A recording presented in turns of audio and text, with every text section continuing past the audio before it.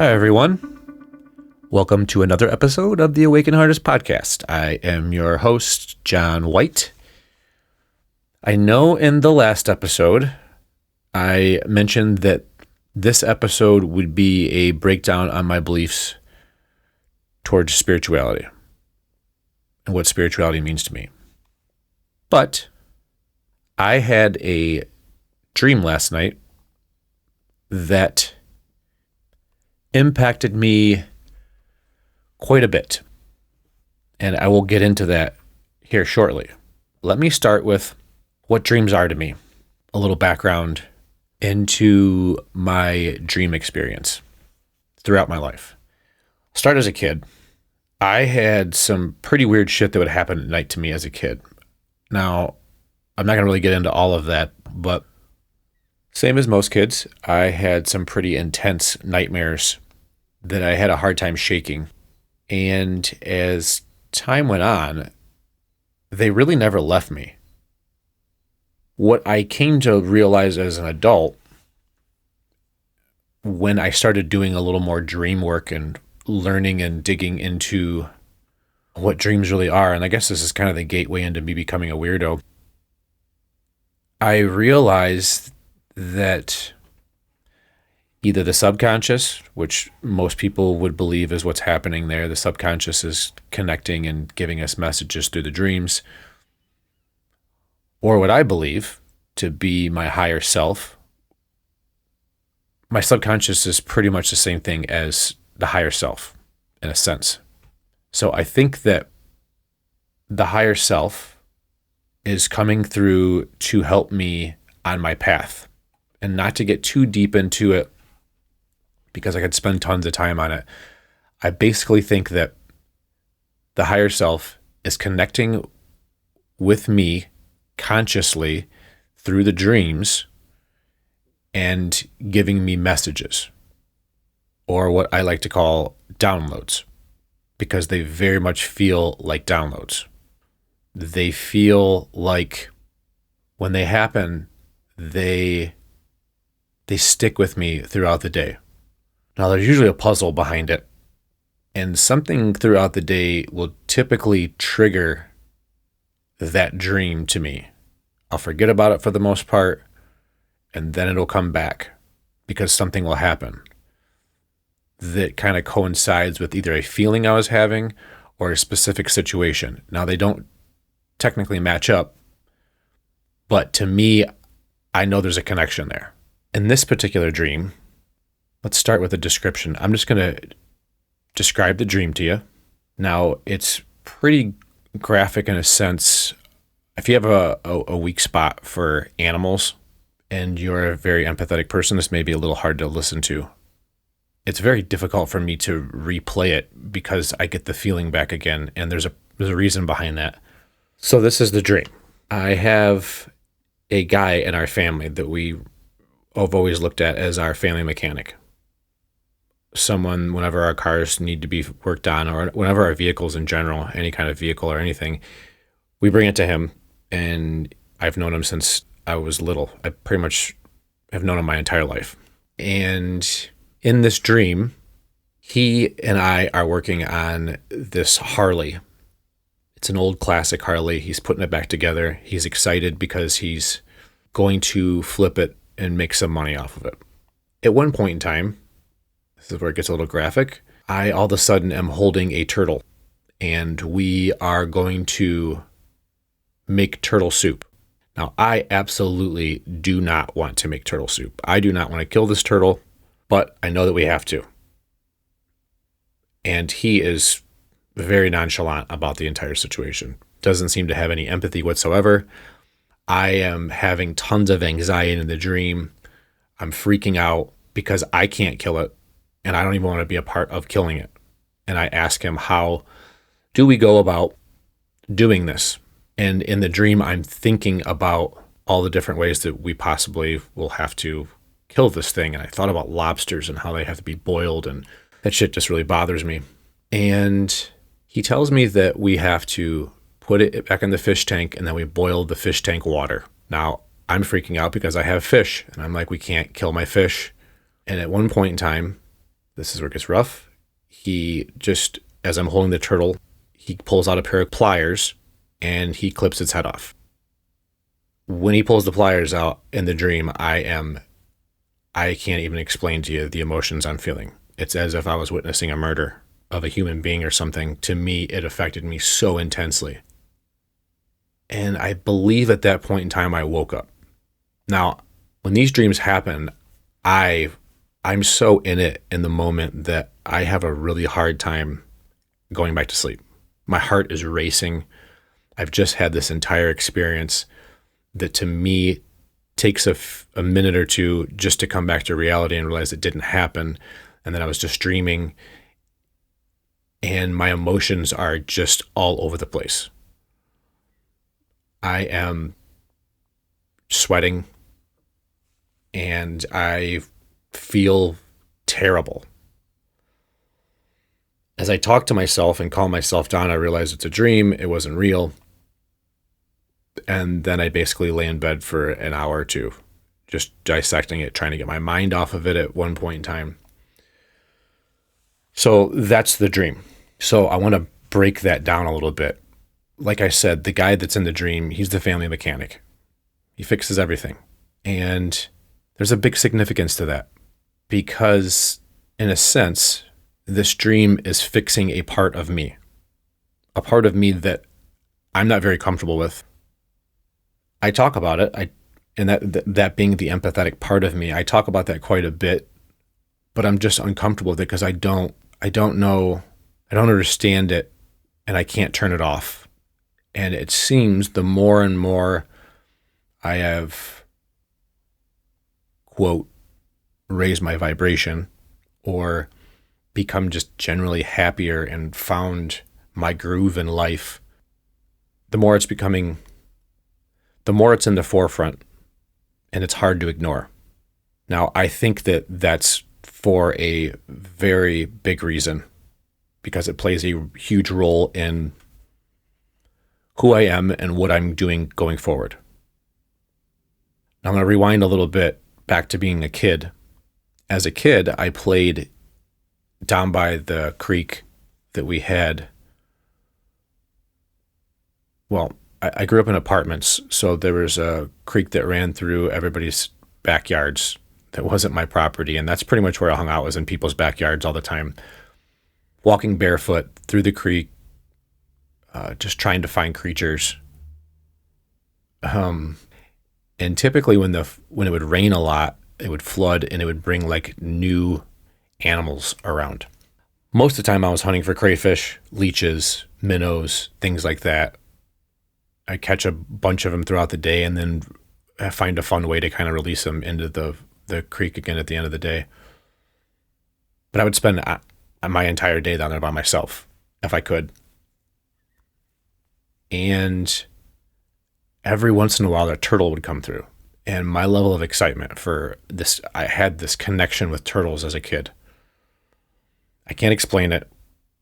I just had this love for turtles, everything about turtles. Not all reptiles, but turtles. And a couple times we had spotted, my friends and I, and this still gives me a really intense feeling that I used to get as a kid, this mysterious feeling that every time we would see this snapping turtle, it was so big. I mean, it had to be, I don't know, at least 18 inches, the shell.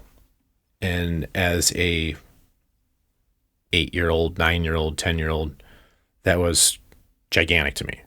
It was so heavy, you could barely lift it.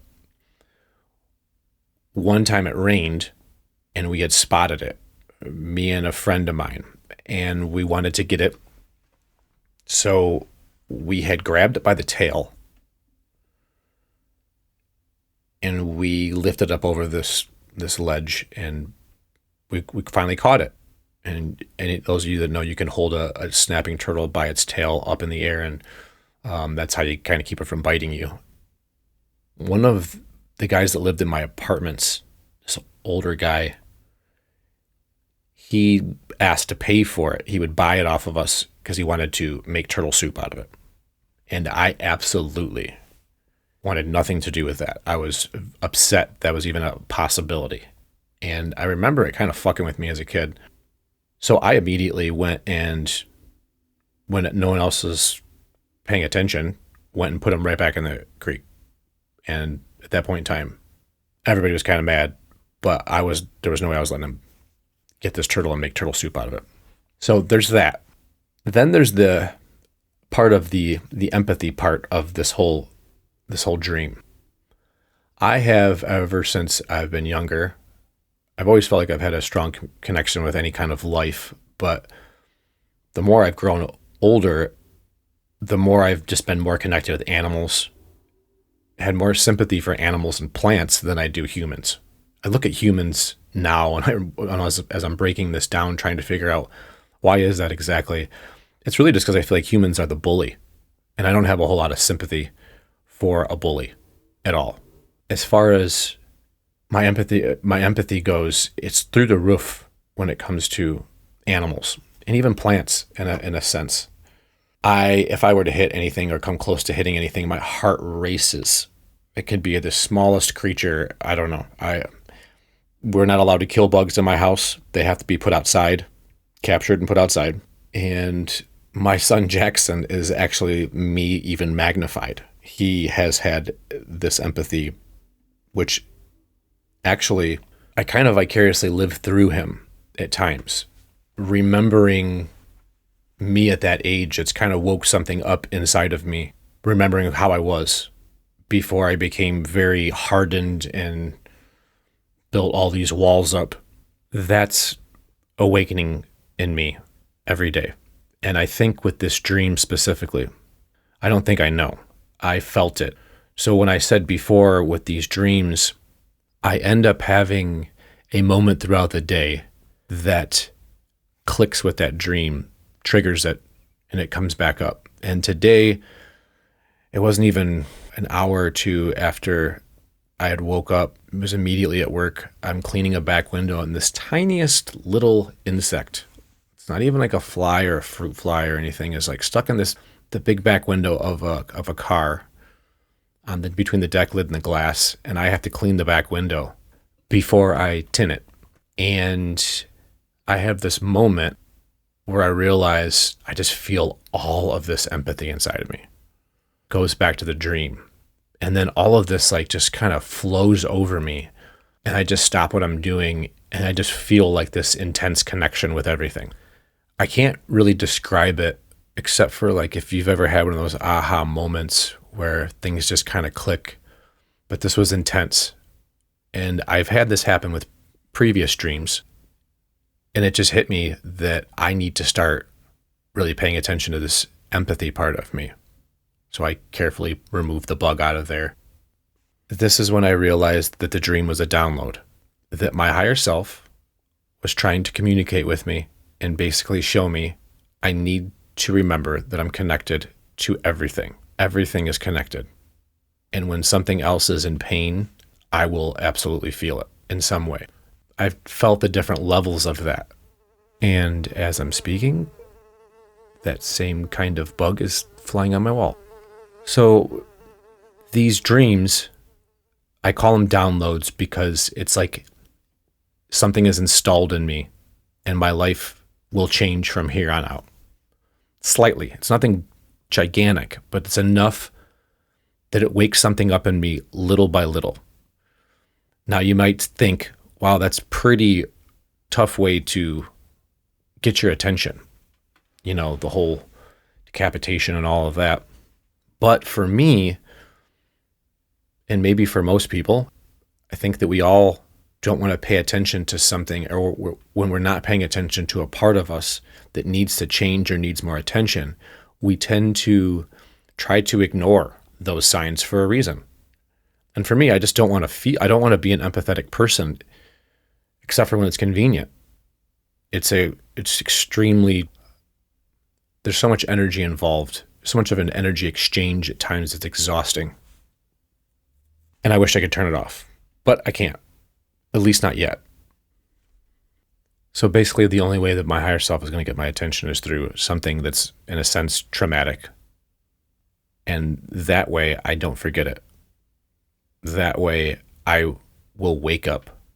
I typically always wake up when they happen and pretty much can't forget those dreams. So, having said all of that, it made me pay attention to my empathy more. One, learn how to control it a little bit more.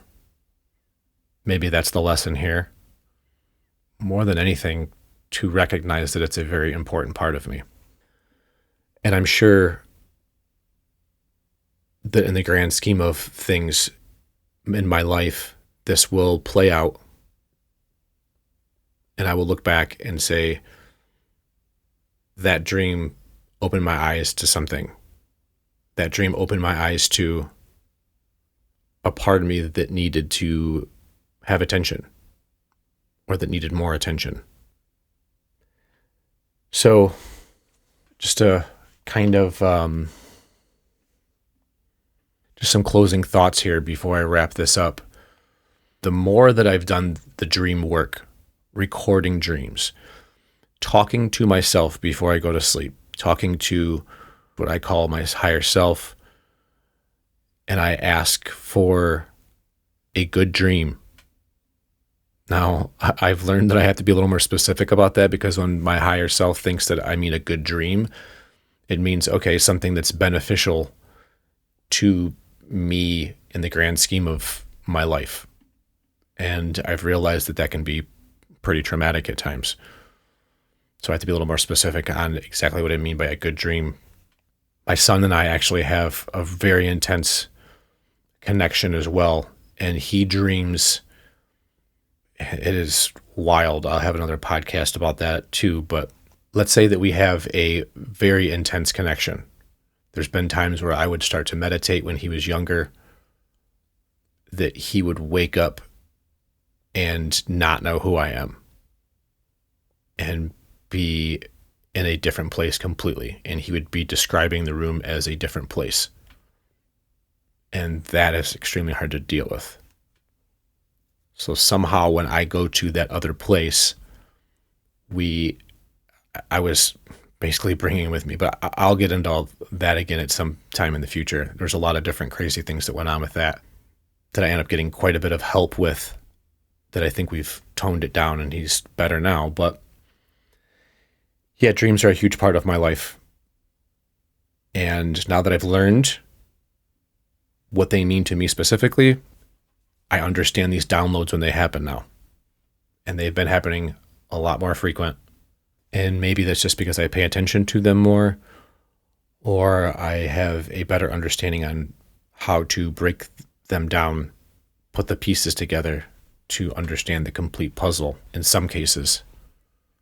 But going forward, I intend on having, I guess, just dream podcasts, just telling you about these dreams and what I mean by these downloads and how they actually play into my life. Maybe they're happening for you and you just don't even realize it. I mean, I think it was happening for me for a long time. When we look at dreams as nightmares, it's typically our higher self trying to wake us the fuck up to something that needs to be changed.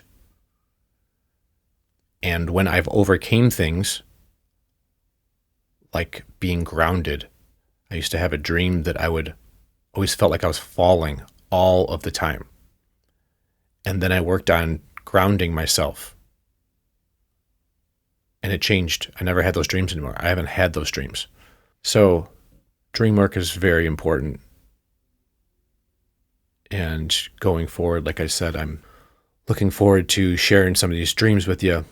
Maybe they help you kind of look at your dreams in a different way. Or maybe light a fire under your ass to kind of start to do the dream work, because it is work. So thanks again for listening.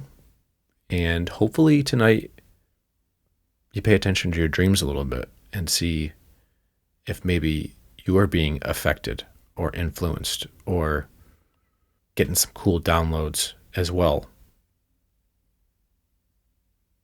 Until next time. If you'd like to learn more about me and my experiences, follow @AwakenHeartist on Instagram or visit the website awakenheartist.com.